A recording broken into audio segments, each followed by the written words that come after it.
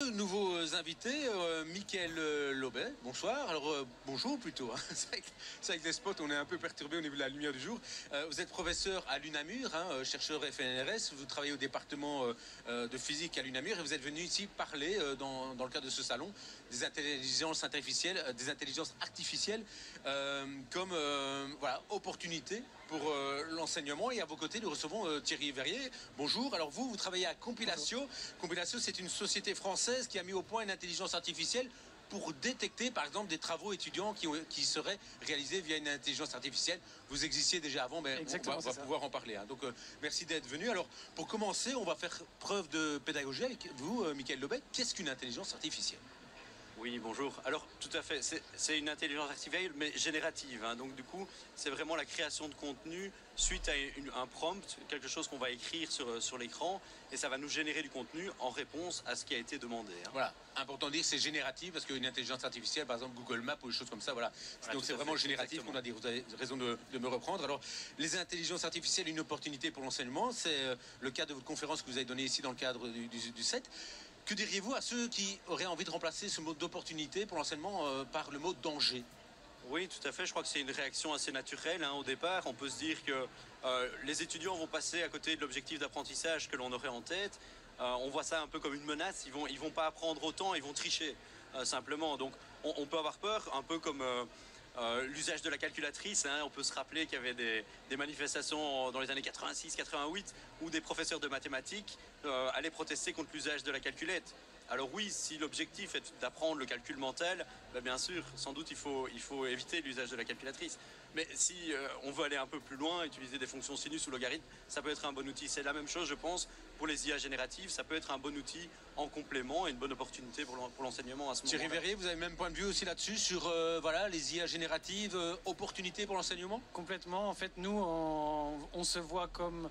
pour encadrer une mauvaise utilisation des IA. C'est comme le copier-coller par rapport au plagiat. Le copier-coller en soi n'a rien de négatif. C'est le mauvais copier-coller qui constitue le plagiat, et l'IA, c'est exactement la même chose. Voilà, c'est la manière dont tu l'utilises finalement. Voilà. Mickaël Lobet, dans vos cours, vous utilisez déjà le recours à l'intelligence artificielle générative ? Oui, tout à fait. À l'université de Namur, on a vraiment développé avec pas mal de professeurs dans différentes facultés. On a vraiment testé l'année dernière et encore cette année-ci des utilisations. Moi, j'ai vu ça comme une opportunité pour changer, mais en faisant bien attention à respecter ce qu'on appelle la triple concordance. Donc, que on aligne les objectifs d'apprentissage avec ce qu'on va faire au cours, donc les ateliers, les activités, et puis l'évaluation aussi. Donc, il faut vraiment qu'on soit aligné entre les trois. Je vais prendre un exemple très concret. Hein. On peut se demander, est-ce que ça a encore du sens aujourd'hui de dire écrivez-moi un résumé de La Peste de Camus. Non, je pense que c'est plus intéressant peut-être de dire tiens, voilà ce que propose une IA générative. Comment le compléteriez-vous ? Ou selon votre lecture, est-ce correct ? Donc voilà, vraiment aller donc vous aller partez plus loin. en fait d'une IA générative pour dire tiens, voilà ce que l'IA propose aux élèves. Tout à fait, je pense voilà que comment vous pouvez développer votre sens critique par rapport à la réponse. Exactement, c'est ça. Comment on va pouvoir mesurer cette prise de recul, et on a fait des expériences un peu plus concrètes dans le cadre de nos cours. Donc je peux peut-être vous donner un exemple de ce qu'on a fait. Allez-y, j'adore les exemples concrets. Mais voilà, donc j'enseigne au premier bachelier sciences biologiques et sciences vétérinaires, donc 300-400 étudiants. Et avec le service de pédagogie universitaire et les assistants du département de physique, on a fait un test. On s'est dit, ok, il y a des séances d'exercice et ils doivent les préparer à la maison. Et ici, on leur a donné très concrètement un exercice sur de la diffraction. Et on leur a dit, passez ça à ChatGPT. Et notre but était de mesurer la prise de recul. On parlait d'esprit critique, mais comment l'étudiant se positionne par rapport à la réponse que lui fournit la machine, alors qu'ils ont la bonne réponse finale dans leur syllabus. On a eu des résultats très contrastés. C'était très intéressant de voir ça. On a eu 192 étudiants qui ont participé à l'étude. 45% des étudiants qui ont répondu n'avaient pas fait l'exercice, alors que 55% l'avaient fait. Donc, on a tiré des enseignements des deux cas, qu'ils soient positifs ou négatifs. Alors, commençons par le positif.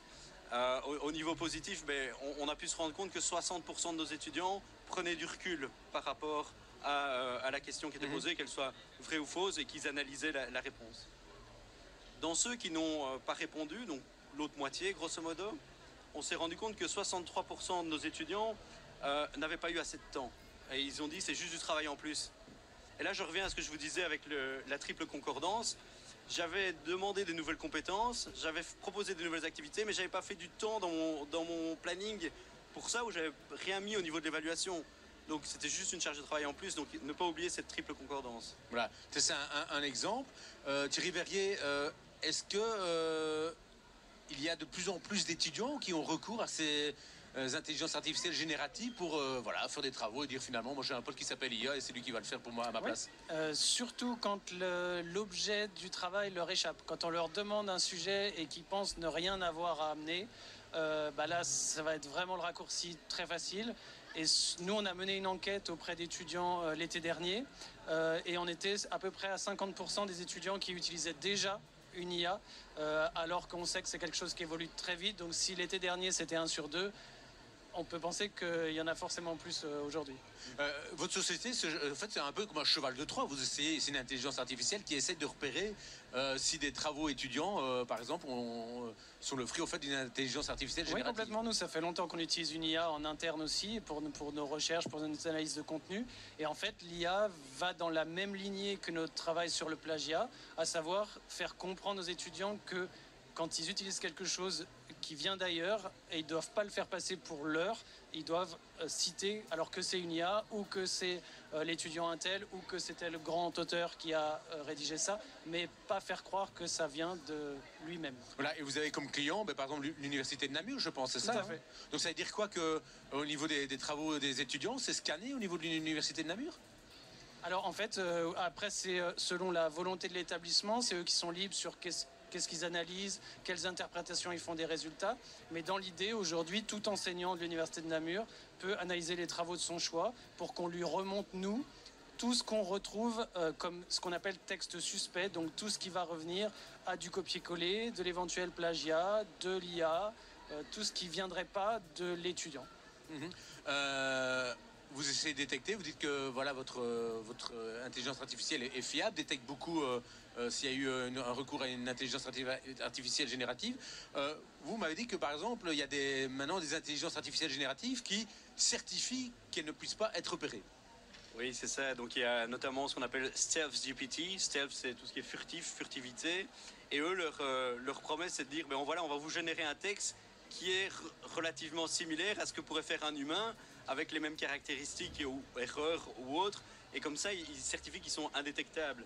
Et évidemment, il y a un business model derrière. Ils demandent entre 100 et 300 dollars par an. Voilà, c'est une question. Est-ce qu'on veut vraiment que nos étudiants aillent dans ce système-là? Moi, personnellement, je ne suis pas preneur. Vous parlez de 300 dollars, ça pose toute la question, ces intelligences artificielles génératives, en termes d'accessibilité. Il y aura peut-être des étudiants qui auront le moyen de passer par cette aide-là, et d'autres pas du tout. Oui, ça crée du favoritisme, entre autres, oui, tout à fait. C'est pour ça que nous, on se voit plus, au lieu d'aller chercher toutes les méthodes de triche, on se voit vraiment plus d'en faire comprendre à l'étudiant ce qu'on attend de lui. Donc ça passe par l'enseignant aussi de est-ce que mon sujet est vraiment pertinent? Est-ce que ça va vraiment me permettre de valider telle ou telle compétence? Et c'est ce que je vise pour cette évaluation-là, pour que l'étudiant comprenne qu'on attend un travail par lui-même ou un esprit critique, et voilà, et qu'il ne soit pas tenté par prendre cette voie de facilité, mais qui lui apportera rien dans sa vie future, sa vie professionnelle. Voilà, Michael Lobet, vous m'avez dit I have a dream, un peu comme Martin Luther King.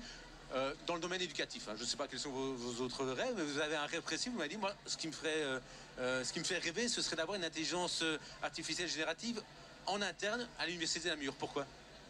Oui, tout à fait. Donc si on se rappelle un peu, on a tous fait des tests avec ChatGPT ou d'autres logiciels, et on peut voir que parfois il fait des hallucinations. Donc il y a toute une série de risques que deviennent nos données une fois qu'elles sont données à la machine, à la société. Cet aspect-là, évidemment, donc, oui.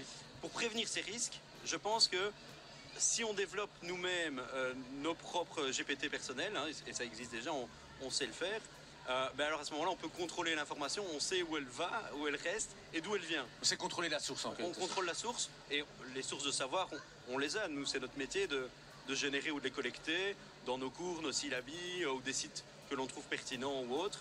Et je pense que pouvoir les mettre, soit pour un cours particulier ou pour l'université en général avec des ressources internes, c'est un moyen de faire évoluer l'outil de façon intéressante, je pense. Voilà, Mickaël Aubet, Thierry Verrier, merci en tout cas d'être venu. Cet échange était très instructif. Merci à vous. Si les mots STEAM et STEM vous sont totalement inconnus,